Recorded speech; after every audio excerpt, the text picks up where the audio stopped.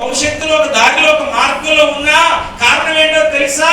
తల్లులు తండ్రులు ఓర్చుకున్నారు కాబట్టి. చప్పట్లు కొట్టండి. దేవుని స్తోత్రం. కుటుంబాల్లో సమస్య వచ్చిందని వదిలిపెట్టారు భర్తని, శోధనలు వచ్చినాయని వదిలిపెట్టాడు భార్యని, శ్రమలు వచ్చినాయని నిందలు వచ్చినాయని వదిలిపెట్టారా? లేదు. మరి ఏం చేశారు పాస్టర్ గారు అంటే ఓర్చుకున్నారు. భార్యను ఓర్చుకున్నాడు భర్త, భర్తను ఓర్చుకున్నాడు భార్య, ఓర్చుకుంది. అందుకే కుటుంబాలు ఉన్నాయి, అందుకే పిల్లలు ఉన్నారు, అందుకే ఇల్లు కట్టబడ్డాయి. ప్రభునందు పిల్లలు ఆలోచన చేయండి. సంఘానికి కూడా ఏం కావాలనంటే చెప్పాలి, ఓర్పు కావాలి, ఓర్పు కావాలి.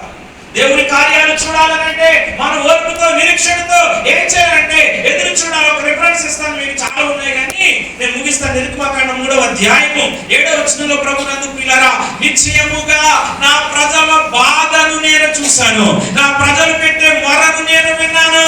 వినాలి. ప్రజలు పెట్టే మొర బాధ ఎవరు చూశారనంటే దేవుడు చూశాడు. ప్రభునందు పిల్లరా, వారి మొర ఏంటో తెలుసా? వారి బాధ ఏంటో తెలుసా? అసలు ఎందుకు ఇలాంటి బాధ, ఎందుకు ఇలాంటి మొర పెడుతున్నారనంటే అపోస్తలుల కార్యాలు 6వ అధ్యాయము 19వ వచనంలో మీరు చూడొచ్చు. ప్రభునందు పిల్లరా, తమ శిశువులు బ్రతకకుండా వారిని బయట పారవేయవలెనని మన పితరులను బాధ పెట్టెను. 6 లక్షల కాల్బలం. దేవుని బిడ్డలారా, ఐగుప్తులు ఏం చేస్తున్నారంటే బాధపడుతున్నారండి, వేదన చెందుతున్నారండి, వెట్టి సాకిరీ చేస్తున్నారు. ప్రభునందు పిల్లరా, ప్రయాసం ఉంది కానీ ప్రతిఫలం లేదు. ప్రభునందు పిల్లరా, అయినా సరే ఓర్చుకుంటున్నా, అయినా సరే సహిస్తున్నా, అయినా సరే ఎదురు చూస్తున్నా. దేవుడు ఏదో ఒక రోజు మమ్మల్ని విడిపిస్తా, ఈ బాధ నుండి విడిపిస్తా, ఈ కష్టం నుండి విడిపిస్తా, ఈ శ్రమ నుండి విడిపిస్తా.